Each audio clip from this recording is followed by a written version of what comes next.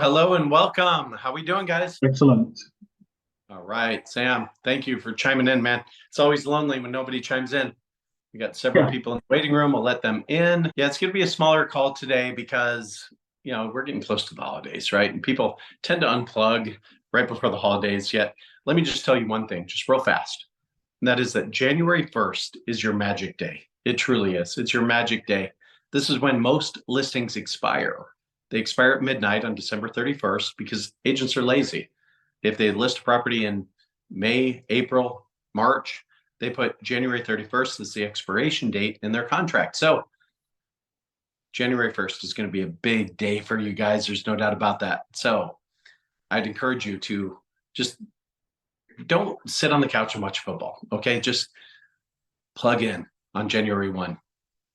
Expired listings is the strategy, no doubt about that. Yet today's call, it's all about building your agent attraction to create that residual, that passive income that I know you want. No doubt about that. And my computer's going through a restart, so I'm on my phone today.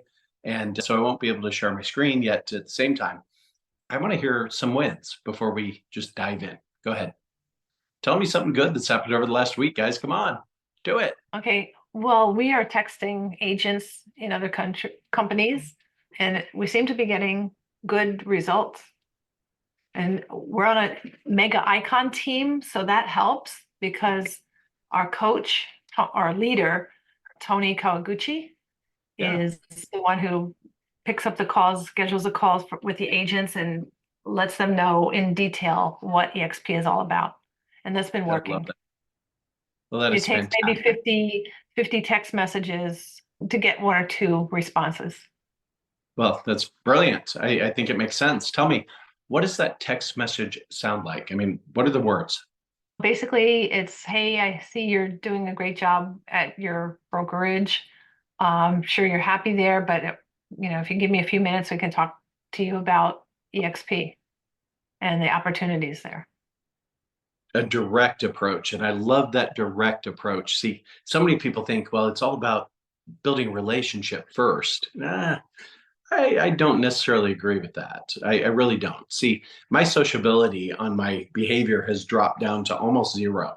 I really don't, and forgive me for saying this out loud, yet I don't really socialize with people. I really don't, because I've presented to over 1 million realtors worldwide, and man, that I factor on my DISC assessment has dropped way down, and the D direct has gone way up. So I personally appreciate that direct approach. So good job, and it's Elaine, right? Yes. Actually, right now, I don't live in Hawaii. I live in Florida, and I'm a transaction coordinator for the Hawaii team. Okay. So I'm working like 16 hours a day doing TC work. So I don't have time to sell, contact my own clients, and just starting to get into agent attraction. Right on. Well, after 16 hours of work, I'm sure the last thing you want to do is pick up the phone and cold call an agent. Am I right? Correct. Right. And I'm right there with you because I coach people nonstop, back to back to back coaching sessions all day long. And then we mix in some webinars and some podcasts and, some interviews and things like that. Yet, man, when I'm done with the day, I'm done with the day. You know what I mean? So, Yeah. so I recognize if I'm not going to do it, there's got to be a who does do it. See, I want you to think in terms of three powerful words, you guys. It's who, not you. Who can do that with you? Who can do that for you? And so I've invested hundreds of thousands of dollars in the CAI, is what I call it. It's the Icon Coaching Conversational Artificial Intelligence Agent, and it's doing the calls for me. It truly is. It's making the calls happen. We did test Friday before last. We did 500 dials. It created 122 conversations, and it set 8 appointments, guys. It Is that set an app? An app on your phone? It's not an app yet. However, if you guys are interested in this, I'd encourage you to reach out to what I call my CIO, my chief implementation officer.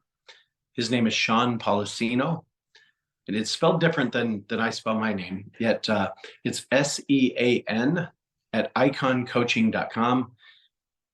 By the way, this is less than the cost of a virtual assistant from the Philippines per month. And by the way, you can engage it for an hour a day, 2 hours a day, 10 hours a day. It's totally up to you. Yet on average, it'll make 4,200 dials a day. It'll create over 400 conversations, guys. And 400 conversations is going to lead to, geez, over 20 appointments a day if you choose to make that happen. And that's up to you. Yet change is inevitable, yet growth is optional. So I encourage you to reach out to Sean. Check it out. Thank you. It's less expensive than you think it might be, yet the challenge is that many of us, we just don't have the time because we're focused on transactional work. Me, I'm focused on coaching every day. And it's hard to finish those calls and then say, okay, I'm going to call this agent. It's challenging because our willpower is drained. It truly is. It's drained. So the chances of you making calls if you're working a 16-hour day, pretty slim. I think you would agree. So I'd encourage you guys to reach out to Sean Policino, SEAN at iconcoaching.com. Check that out. Rob Daniel, I see you're here. How you doing, bud? Doing well, Sean. Right on. You got a new background. I'm moving these days, so my books are gone. Gotcha. Right on. So, guys, there's 4 areas that we're going to focus on during this call. Okay. And I want you to ask questions. I want you to plug in. I want you to just really engage with us today. If you showed up today thinking you're just going to take notes and walk away from this call without talking, well, you're on the wrong call. Okay. I want you to engage with us today. So the 4 areas we're going to focus on. Number 1 is lead generation. So this has to do with the 4 R's, right? Recruiting, then it's retention, it's revenue or per agent production within your revenue share organization, and then it's about reproduction. And how do we get them into action around attraction? In fact, Rob, why don't you talk a little bit about that, because you are a great recruiter, no doubt about that. You're building your rev share organization really fast. And I mean, you've only been with us for what, 4 months, 4.5 months? No, about 5.5. 5.5. Okay. So 5.5 months. And yet tell me about your front line. How many do you have in your front line? On my front line, I think it's 19 at my front line, maybe 20, right? At 20, let's say 20. I think it's 19, but I'm going to go with 20. Right on. And how many of those agents are qualifying agents? 13. 13. Not bad. Not bad for 5.5 months. No doubt about that. How about total group size? Where are you at? 53. 53 in 5.5 months, guys. It's entirely possible. You can all do that. There's no doubt about that. Here, I'm going to put this on a brief hold real fast. Rob, if you wouldn't mind taking over, just ask a couple of questions. Here we go. My phone. Okay. All right, everybody. So I guess the question I have for each one of you is, what does lead generation mean to you? I just finished teaching the AB class, the Accelerated Breakthrough class, a couple of them today, and the scripts that we had. Here's what I said to everybody, and something, and if I may say this, I'm going to tell you a couple of things that I said to them, and I'm going to coach you for just a moment, and then open it up for any questions that you'd like to have. Number 1 is that there are predictions out here, whether you believe them or don't believe them. Grant Cardone is one of them. The guy by the name of, I believe his name is Henry or Harry Dent, that has predicted pretty good, like the 2008 crash and those type of things. They both have said in the last 3 to 4 days that 2024, you ready for this, is going to be the biggest reset in their lifetime. Well, again, those guys are they're not old, but they are, I think, in their 50s or 60s. And if that's true, now again, I think there's other people that will say, no, that's not true. These 2 guys say they are true. And I think it's probably somewhere in the middle. Okay. But here's what I have found out as I've been talking to, especially the organization that I have and different people. They are lead generating. If we're talking about lead generating, they're lead generating. However, they're not getting the traction that they did in 2021 and 22. 23 was a little bit of a tough year, and it seems like they're doing the same thing that they did in 21 and 22 when things were just going fast and people were selling, and they're not getting the amount of business that they want by doing what they did in 2021. So they keep on doing the same thing, expecting different results, and they're not getting different results. Here's what I have said to them, and I'm going to coach you on this, is this. You need to start thinking about doubling whatever it is activity you're doing. We got so many people that are getting out of the business right now that I think that you've got to start doubling, maybe even tripling, just to make the same amount of money that you did back in 21 and 22. Now, if these guys are wrong, if they're right, let me just say this. If Grant Cardone and Dent are right, and this is going to be one of the biggest resets we've ever seen, then you doubling and tripling your activity will keep you in the business. We got a lot of people getting out of the business right now. It will keep you in the business. Now, if you are doubling and tripling your activity and they are wrong, then all you're going to do is make a whole lot of money. So what can you do right now a little bit different, a little bit stronger, a little bit more powerful in lead generation? What can you do? Let's just kind of, open it up just a little bit here. What can you do to be able to lead generate at a higher level or more, or a different activity than maybe what you have done? So talk to me just a little bit. Are you going to do something different? Are you going to double or triple? Or are you going to just do the same thing you've always done? Somebody help me out here. Who's got some answers? Okay, go ahead there, Sandra. Sorry, I'm walking around. One of the things that I've done is last year I took a class for creating a niche, right? And so I took my focus now is probates, trusts, sales, and estate planning, helping people to plan their estates, and seniors and divorce. I have my first seminar set up, so I'm going to start fishing with a net instead of a fishing pole. So I'm going to start doing seminars I have the first one set up on January 27th with my church, and they are going to send out to their congregation 1,000 invites to this seminar. Because people are very uneducated in estate planning. We help people get homes, but we don't help them protect their assets. So it's something that's really needed. I have a deal right now where one of my sellers just passed away, and his brother passed away a year and a half ago, and his part was in probate, and now this one is in probate again. So we were supposed to close on Friday. That's not happening. But so I've kind of taken it a little bit different, where I want to do at least one seminar a month at different places, whether it's 10 people or 100 people, whatever. But I should be able to get some business out of that and have a big value to help people. It's very, very needed. Very, very needed. I mean, yes.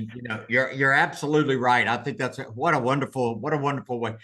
Again, that's doing some different activity than you have done before. And so you're making that shift. Somebody else, what other kind of lead generation are you doing? Yeah, Simon. I have one. I'm just going to have to increase the amount of time I'm putting in to lead generate in terms of making phone calls to FSBOs and expireds. Instead of just doing, whatever, it's going to have to be 3 hours a day, Monday through Friday. Well, 100% is the answer to that. And let me give you just my experience. I listed 9 expireds every month for about 7 years straight. And right now, Simon, if you got to get ready for hang on just a minute, let me look. I got to make sure I'm saying this right. There are 31 days. For the 31st and the 1st. 31st and the 1st. However many expireds come off on the 31st, which are going to be a ton, the same amount, Simon, will come off on the 1st. So you have to be prepared that if you have 200 coming off every month, 200 is going to come off on the 1st. Okay? That is the biggest day for expireds that there is. And let me give you just a little bit of a hint. Get ready to pull them all off. you want to call them right around 10:30, 11 o'clock. Not 5 o'clock, 6, 7, 8 o'clock, 9 o'clock. They're still just coming in from partying. But they will wake up and get ready for football at about 10:30, 11 o'clock. Okay, so that's when you want to call them. And then if I can coach you on this, don't try to get an appointment that day. They're not interested. Get an appointment for sometime in January, the next week or something on that line. I believe that January is the absolute best month for listings of all months all year long. I never listed, and from the time I walked into the real estate business, I never listed less than 20 houses in January. And so all I'm saying is those expireds are hot, at the end of the year, and whoever gets to them first, what I would do actually, because again, I didn't party late at night. I didn't drink. I didn't get all jacked up and messed up and all that kind of good stuff. So I took advantage of it, and I took out about an 8.5 by 8.5 by 11 envelope, put a whole bunch of stuff of my company in there. It doesn't matter. Wrote a little note to the expired, and I delivered probably 25 or 30 that morning before 10:30 or 11 o'clock. And then I just called behind it, and just got tons of appointments that way. And so just know that these are coming up. And let me say another thing. However many listings that you list in January is a direct correlation of what you did in December. Okay? If you're making your calls and calling people up, and I'll give you another suggestion. When we get off of this phone get off of this Zoom right now, everybody needs to get on the phones, call your database and your sphere of influence, get in 10 conversations, and just wish them a happy holiday, Merry Christmas, whatever it is. And oh, by the way, who do you know that might be thinking about buying or selling at, first of the year? And just remember, if you're at a party, Christmas party, New Year's party, and somebody asks you, hey, I'm thinking about selling my house first of the year, or thinking about buying a house first of the year, what realtor do you know? Would you please keep me in the forefront of your mind and say, Simon Driver? And so again, those are just some things right now that we just talked about that you can do here at the end of the year to set yourself up for the first of the year. Okay, Sean, back to you. Well said, Rob. Well said. Can you hear me okay? Gotcha. Right on. Yeah, my computer's going through an update right now, so I'm on my phone. So different view today, huh? All right. So let me just ask the question. What is not being done in your business right now, you guys, that if it were being done would have a dramatic impact on the result? Go ahead and unmute yourself and share with me your thought. What is not being done right now that if it were being done would have a dramatic impact on the result? Talk to me. And we've got crickets again, Rob. Well, I think, Simon, you said it. You need to get on the phone for 3 hours a day, right? I mean, that's not being done now. That if you did that, it would dramatically change your business. Okay, so there's 3 things I want you guys to focus on. Number 1, practice.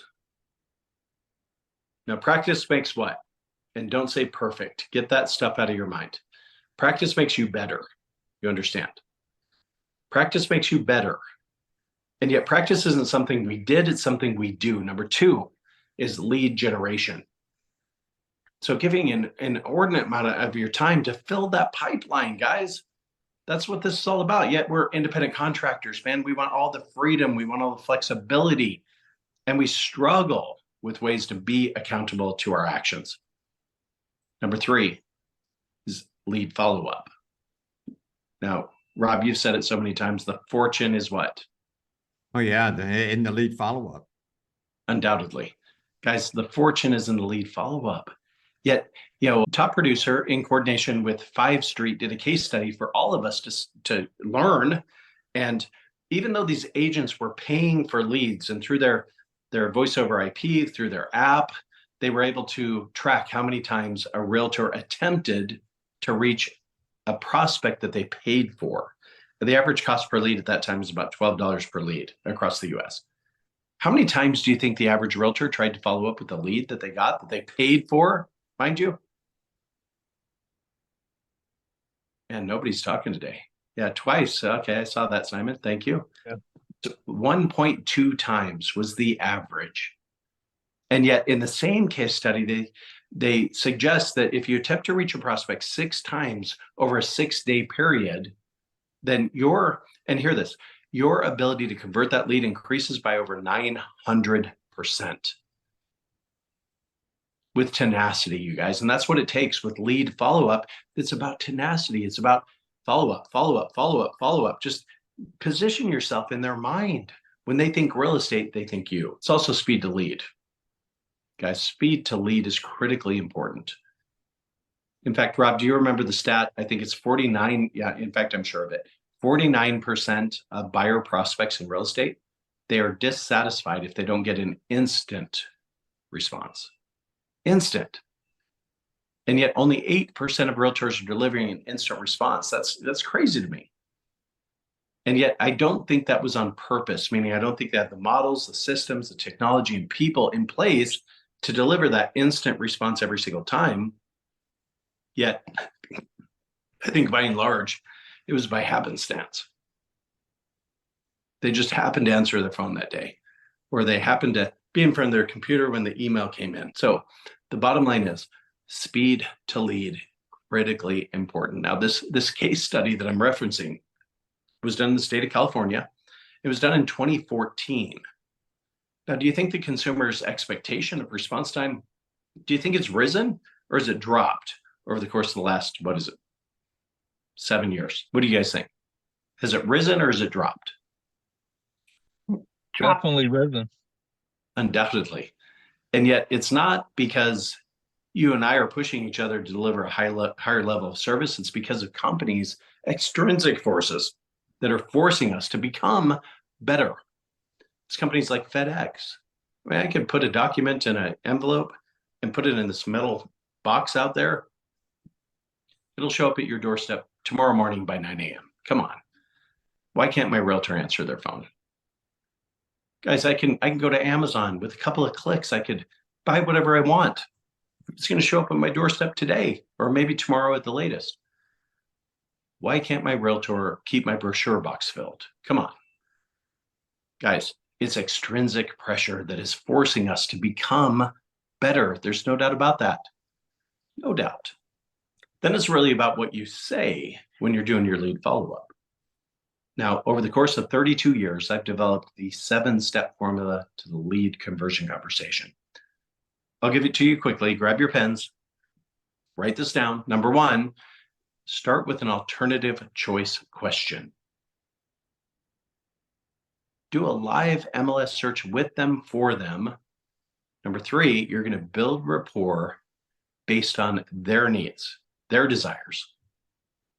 Number 4 happens automatically, where you position yourself to possess something that they want. And once you've done that, well, then it's easy to, step number 5, set an appointment. Now you're going to close for an appointment. We'll go back to the closing strategy here in just a moment, yet they may object at this point.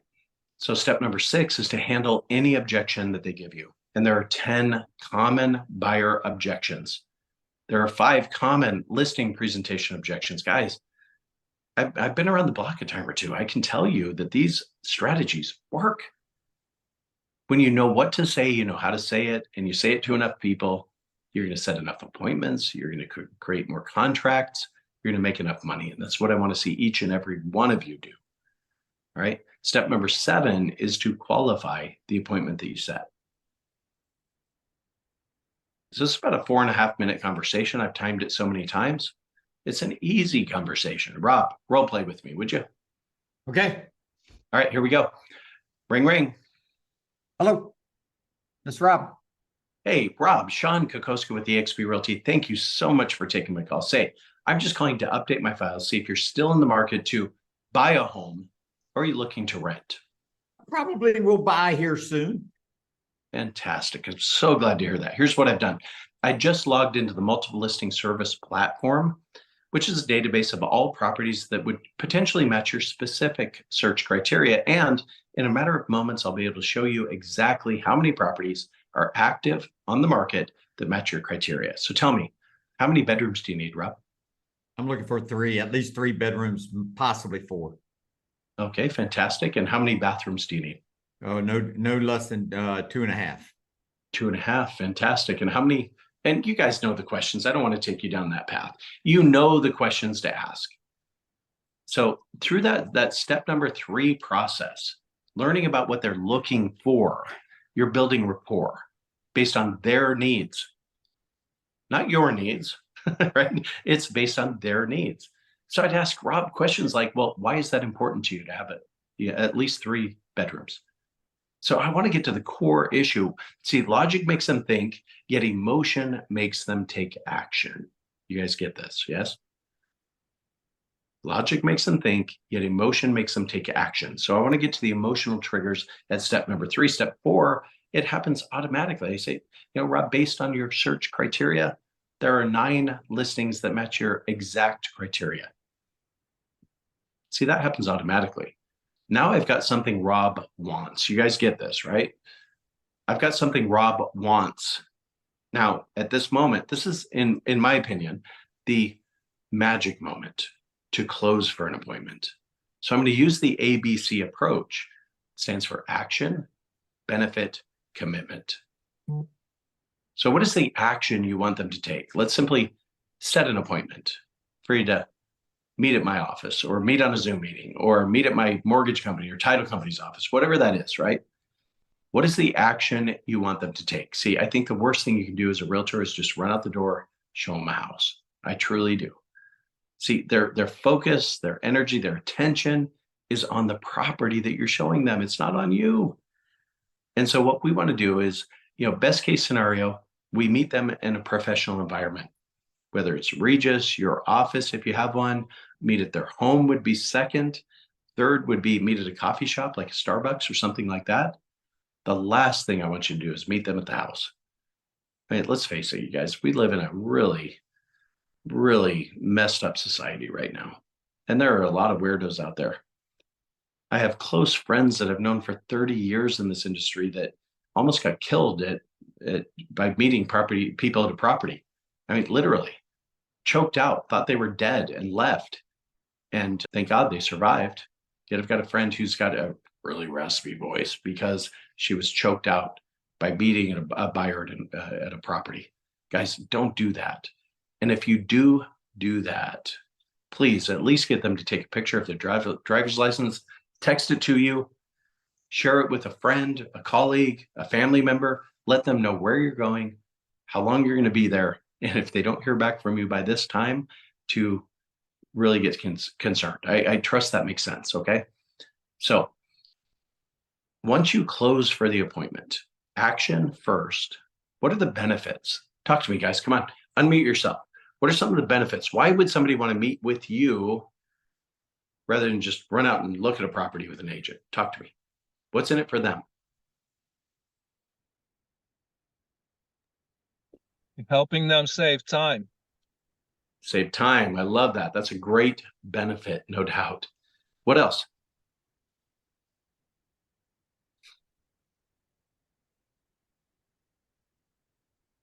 Other benefits, guys. Come on, talk to me. Understanding the process. Understanding the process. Yes. Knowledge is power. No doubt about that. When they understand the process, they'll get a better deal. What else? Guys, if I were to buy a home in your market area, why would I want to use you as a realtor? That's what I want to hear right now. Talk to me. Okay, I'm going to call somebody out. Sandy Miller, why would I want to use you as my realtor? Because I'm knowledgeable. I can walk you through the process. I want to know what you want to be able to help you achieve your goals in a timely manner. Way to go, Sandy. Way to go. I love it. So all we need to do now is simply set an appointment for us to meet on a Zoom meeting. I'm knowledgeable in the process. I'm going to educate you on what's going on in the marketplace. I'm going to share with you several proven negotiating strategies that are going to help you get the best price on the home that you buy. Plus, I'm going to share with you a list of off-market options. So ideally, you could buy your home without any competition whatsoever. So tell me. Then we go to the commitment, right? So tell me, when is the best time for you and I to get together? Is it weekdays or weekends? Guys, this is a very simple approach and it works like a charm. A, B, C. It's as simple as that. Okay. Now, at this point, they might object. So step 6, handle any objections that come up. Oh, let me talk with my wife and I'll call you back. You've heard that before. Do they ever call you back? Mhm. So you can't lose what you don't already possess. You might as well just go for it, right? And when you know what to say and how to say it, then you're going to set the appointment more than any other agent in your market area.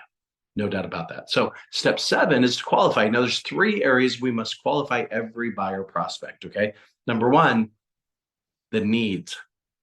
Now we've already done the live MLS search, so we can go and check that box yes, because there's 9 listings that match their specific search criteria.